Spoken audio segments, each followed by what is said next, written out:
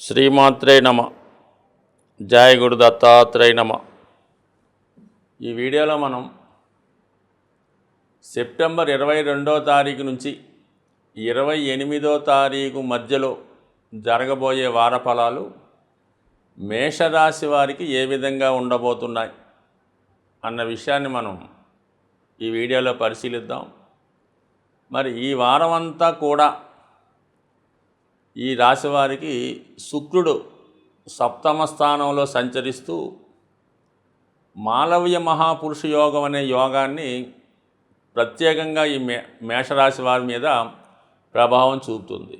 So ఆ కారణం వల్ల ఏంటంటే జాతకుడికి ధన సప్తమ భావాలు అనుకూలమైన ఫలితాలు ఏర్పడడం జరుగుతాయి.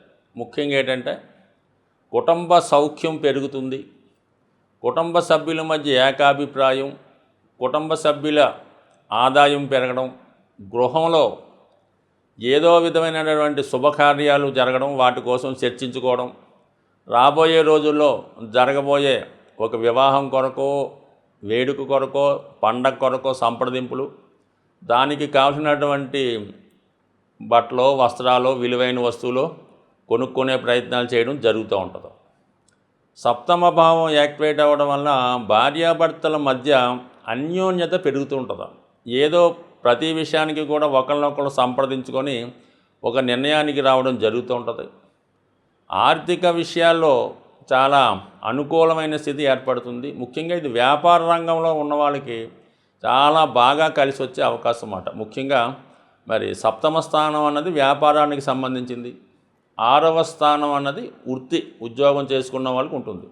సప్తమ భావం ఎప్పుడైతే బలమైందో జాతకుడికి వ్యాపారంలో బాగా కలిసి వస్తుంది. అంటే ముఖ్యంగా ఏంటంటే కన్స్ట్రక్షన్ రంగంలో ఉన్న వాళ్ళకి, రియల్ ఎస్టేట్ రంగంలో ఉన్న వాళ్ళకి చాలా అనుకూలంగా ఉంటుంది. ఎస్పెషల్లీ మేషరాశిలో ఉన్నటువంటి స్త్రీలు ఎవరైతే ఈ రంగాల్లో ఉన్నారో వారికి ఖచ్చితమైన డెవలప్మెంట్ ఉంటుంది.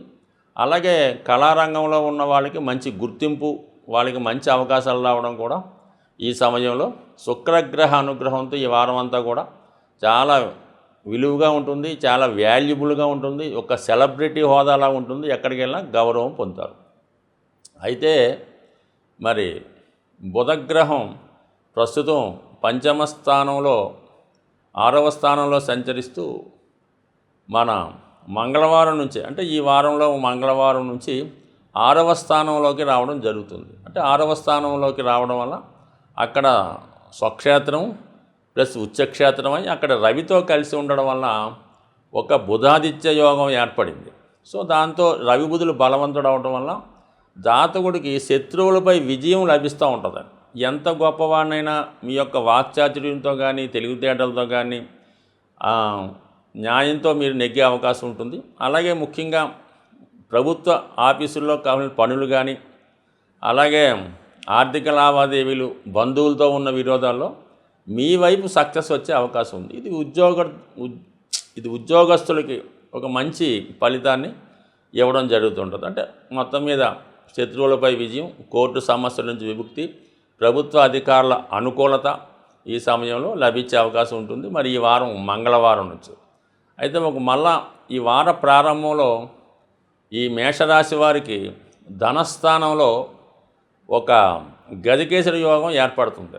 అంటే ప్రారంభంలోనే మరి చంద్రుడు ధనస్థానంలోకి రావడం వల్ల సుమారుగా ఆదివారం, సోమవారం, మంగళవారం కూడా ఇంచుమించుగా మీకు ఈ ధనస్థానంలో గజకేసరి యోగం ఏర్పడడం వల్ల జాతకుడు అనుకోకుండా ప్రయాణాలు చేయడం, పుణ్యక్షేత్రాలు దర్శించడం, ముఖ్యంగా మీ యొక్క తల్లిగారి వారి యొక్క సలహా తీసుకోవడం కానీ, వాళ్ళని సత్కరించడం కానీ, వారికి కావాల్సినటువంటి సదుపాయాలు యాక్టివేయడం జరుగుతుంది. అంటే మీ గృహంలో మీ తల్లిగారి మాటకి విలువ పెరుగుతూ ఉంటుంది.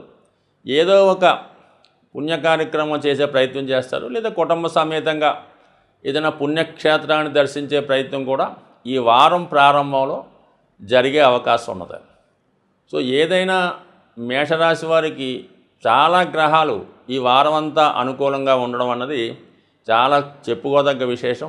అయితే చిన్న టెక్నిక్ ఏంటంటే ఏదైనా పని పొరపాటున మిస్ అయితే అంటే ఒకవేళ ఆగిపోయినా ఏదో కారణం వల్ల జరగకపోయినా ఎమ్మటనే మీరు దాన్ని ఒక రోజు గ్యాప్ ఇచ్చి మళ్ళీ పునఃప్రయత్నం చేయడం వల్ల ఆ ప్రయత్నం మీకు సఫలీకృతం అయ్యే అవకాశం ఉంది. ఎందుకంటే ప్రస్తుతం లాభస్థానంలో ఉన్నటువంటి శని భగవానుడు వక్రగమనంలో ఉండడం వల్ల 1-2 సార్లు చేస్తేనే మీ ప్రయత్నం ఫలించే అవకాశం ఉంది. ప్రస్తుతం మనం మహాలయ పక్షంలో ఉన్నాం కాబట్టి ఈ వారంలో అంటే రాబోయే ఈ పక్షం అంతా కూడా పితృదేవతల్ని ఆరాధించే సమయం.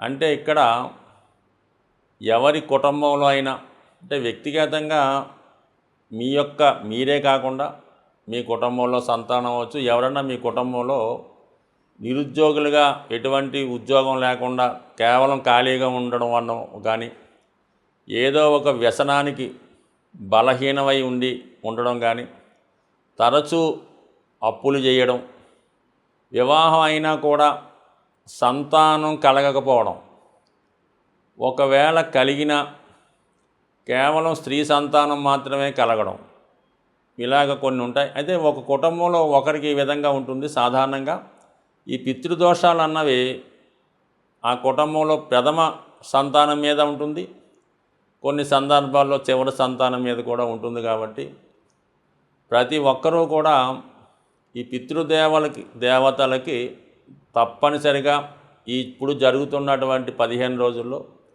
మరి మీ పెద్దవారు మరణించినటువంటి పుణ్యతిథి రోజున ఎవరికన్నా మరి తగు విధమైనట్టుగా ఆ కార్యక్రమం పూర్తి చేయడం.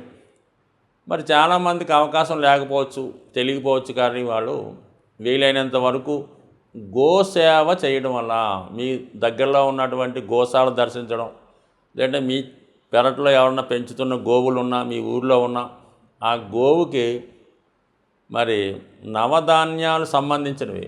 అంటే నవధాన్యాలు అంటే అందరికీ తెలిసే ఉంటుంది, గోధుమలు, ఈ పెసలు, మినుములు, కందులు వగైరా వగైరా ఉంటాయి. అందులో మీకు ఏదైనా ఒక 3 నానబెట్టి ఆవుకు పెట్టడం వల్ల సాధారణంగా ఈ పితృదేవతల యొక్క ఆశీర్వాదం లభించే అవకాశం ఉంది.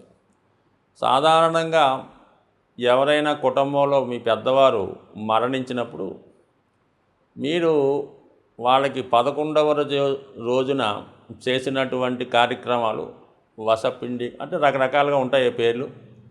ఆ రోజు నుంచి వాళ్ళు దేవతలుగా పితృదేవతల్లో కలడం మారుతూ ఉంటుంది. సో అందువల్ల ఏంటంటే ఖచ్చితంగా వాళ్ళు దేవతలే. సో అందువల్ల ఏంటంటే మీరు కంపల్సరిగా పితృదేవతల్ని ఈ మహాలయ పక్షంలో ఆరాధిస్తే జాతకంలో ఉన్నటువంటి సమస్త దోషాలు, ఇంకా అది ఇదని కాదు, ఎటువంటి దోషమన్నా పరిహారం జరిగే అవకాశం ఉంటుంది. కాబట్టి సాధ్యమైనంత వరకు మరి ఇది ఖచ్చితంగా చేయడం వల్ల జాతకంలో ఉన్నటువంటి దోషాలు పరిహారం అయ్యే అవకాశం ఉంటుంది. అలాగే మరి ఈ సమయంలో ఇంకా బాగా ఇబ్బందికరంగా ఉంది, ఇంకా మన వల్ల జీవితం ముందుకు వెళ్ళడం లేదు అనుకున్న వాళ్ళు మరి మీరు మీ యొక్క ఈ జన్మ నక్షత్రం రోజు కానీ జన్మ తిథి రోజు కానీ పుట్టిన వారం అంటే ఏదో మంగళవారం బుధవారం పుడతారు కదా, అటువంటి రోజున గోశాలని దర్శించి మీ యొక్క వెయిట్ ఎంత బరువు ఉంటారో ఆ బరువు వెయిట్ చూసుకోండి. ఆ వెయిట్కి తగు విధంగా మరి పశువులు ఏదైతే అక్కడ ఉన్నటువంటి గోవులు తినే ఆహారాన్ని మీ వెయిట్కి ఎంత ఖరీదు ఉంటుందో అక్కడ ఉంటుంది. ఆ ధనం ఆ గోశాలలో డొనేట్ చేయడం వల్ల మీ యొక్క సమస్యలు పరిహారం అయ్యే అవకాశం ఉంది. ముఖ్యంగా ఆర్థికపరమైన సమస్యలు ఉన్నవాళ్ళు పచ్చగడ్డి మీ వెయిట్ తగ్గ ఇచ్చి ఆ పశువులతో తినిపించడం వల్ల కంపల్సరీగా మీకు ఆర్థికపరమైన సమస్యల నుంచి బయటపడే అవకాశం ఉంది. స్వస్తి.